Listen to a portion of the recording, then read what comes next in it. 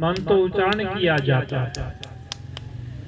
वेद के बारे में हम ये कह सकते हैं कि वेद कोई एक पुस्तक तक सीमित रहने वाली बात नहीं है। वेद कोई निर्जीव पुस्तक का नाम नहीं है, वो केवल वहीं तक सीमित नहीं हो सकता। वेद तो जब भी कोई दिव्य आत्मा परमात्मा से साक्षात्कार होता, यानी कि जब भी कोई बुद्धिस्ट बनता है, बुद्धिस्ट मीन यानी कि बुद्धि तो यानी कि ज्ञान जब उसमें फूटता है, वहीं से वेद का अवतरण होता है, वहीं से वेद शुरू हो जाता है। चाहे महात्मा बुद्ध हो, चाहे नानक हो, चाहे कबीर जी हो, चाहे रविदास जी हो, चाहे महावीर जी हो, यानी कि वहीं से एक और वेद शुरू हो जाता। वेद मीन्स अंदर का पूरा साक्षात मीन्स पूरा प्रैक्टिकल जो ज्ञान है।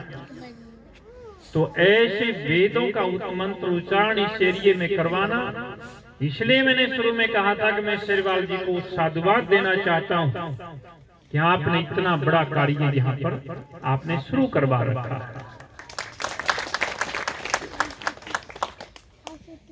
तो सत्संग का गुड समय तो नहीं है, उस समय हम चूके अगले जो कार्यक्रम होंगे तो कभी हम समय लेकर आपके बीच में रहेंगे। अब समापन की तरफ का समय है, इसलिए मैं इसको समापन की तरफ ही लेकर जाऊंगा। तो सदगुरु महाराज वाणी में कहते हैं कि समझ ले रे बंदे कोई नहीं तेरा। वो इशारा करते हैं, जहाँ पर करुणा, जहाँ पर प्रेम है वही आस्था है, जहाँ दया है वहीं पर धर्म है, और वहीं से स्टार्ट होता सत्संग। इसलिए महाराज कहते कि आपने कितनी भी लंबी चौड़ी और दुनिया की अच्छी अगर पढ़ाई की है, और अगर आपके पास संस्कार नहीं है तो वो सारी जीरो की जीरो, वो पढ़ाई पर ठीक नहीं है। और अगर आपने पढ़ाई करने के बाद संस्कार भी अच्छे बच्चों को दे दिए और संगत अगर अच्छी ना रही तो पढ़ाई और संस्कार भी खत्म हो जाएगा। इसलिए पढ़ाई, संस्कार और संगत, इसलिए सत्संग मीन्स सत्संग। अगर मैं किसी को बोलूं कि तुम सत्संगी हो, अगर कोई कहता है मैं सत्संगी नहीं, मैं तो सत्संग को मानता ही नहीं, तो कैसी बावड़ी बात कर रहा है। सत्संग मीन्स यानी कि सच्चा संग, अच्छा संग, सुंदर संग। तो सत्संग और महाराज कहते हैं कि सत्संगियों की फौज फिर और सत्संगी नहीं पाया एक, और लाखों में तो है नहीं कोटि में मत दे। क्यों? क्योंकि वहां पर पक्षियों के लिए दाना तो हम डालते नहीं, फिर सत्संगी कैसे? हम किसी की सेवा तो करते नहीं, फिर सत्संगी कैसे? दया तो भाव में है ही नहीं, फिर सत्संगी कैसे? इसलिए महाराज कह रहे हैं कि आपको अपने सूक्ष्म की बात छोड़ो, आपको यथार्थ तो कर्म करने हैं, आपको सबसे सामने कर्म करने हैं।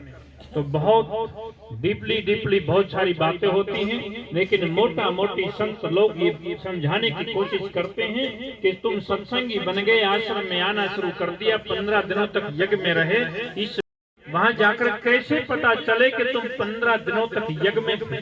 कैसे इस बात का प्रमाण हो कि तुम सत्संग में थे, संतों के बीच में थे और तुम सत्संगी हो गए हो? ये कैसे पता चलेगा? इस पे विचार करना है। क्या वहां पर हम लोग अनाउंसमेंट कराएं आपके गांव कि फलाना गांव से ये व्यक्ति तो संतों के बीच रह गया? क्या वहां पर पर्चे लगवाए जा सकते हैं, या घर घर जाकर बताया जा सकता है, या रोजाना सब लोगों को समझाया जा सकता है? ऐसा कुछ नहीं हो सकता। फिर भी कैसे पता चले? बहुत शॉर्टली और एक ही मंत्र साथ में लेकर जाएं, हम सत्संगी हो गए हैं, संतों के संग में आ गए हैं और संत आश्रम में 15 दिन लगा कर आए हैं और हम सत्य और अच्छे हो गए हैं। इस बात का केवल एक ही प्रमाण है कि हमारा व्यवहार बोलेगा। सवेरे से शाम तक का ग्राफ बोलेगा, सोते उठने से लेकर शाम तक सोने पर आपका व्यवहार अगर चेंज हो गया, अगर किसी की सास यहाँ पर आई हो और बहू सत्संग में न आई हो तो बहू को भी बड़ा झटका लगना चाहिए, मेरी सास तो बड़ी चेंज हो गई। कमाल है, बड़ी सुंदर सुंदर अच्छी बोलती। और अगर किसी की बहू यहाँ पर आई है तो वो सास भी ढूंढे और पूछे कि कहाँ नरसिंह का आश्रम है, मैं भी तो जाऊं। बहू तो बड़ी चेंज हो गई है, बड़ा स्वर्ग आ गया है, हमारे घर में तो बड़ी खुशी आ गई है। इस बात का प्रमाण होगा कि आप सत्संगी हो गए हैं। अब मैं ज्यादा समय नहीं लूंगा।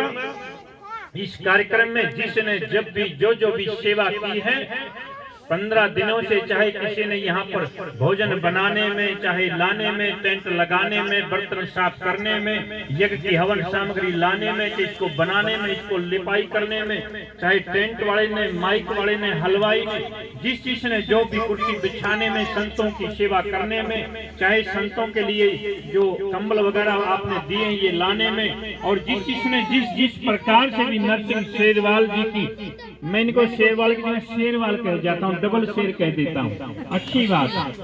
जिसने जिस प्रकार से जो भी यहाँ पर सेवा की है उन सबको मैं सभी संतों की तरफ से बहुत बहुत साधुवाद देना चाहता हूँ, बहुत बहुत आशीर्वाद देना चाहता हूँ। आपके घर में दिन दूनी रात दूनी तरक्की हो। और भारद्वाज जी का नाम हम लेना भूल गए थे, नाम भी आपका खूब सुना और आपका काम भी हमने खूब सुना।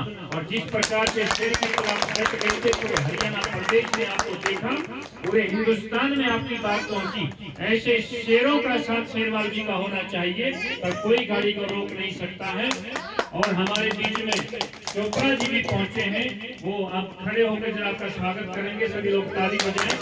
मजदूरों के लिए बड़ा काम करते हैं। हमारे बीच में सुरेंद्र ठाकुर जी, वो मजदूरों के लिए बड़ा काम करते हैं।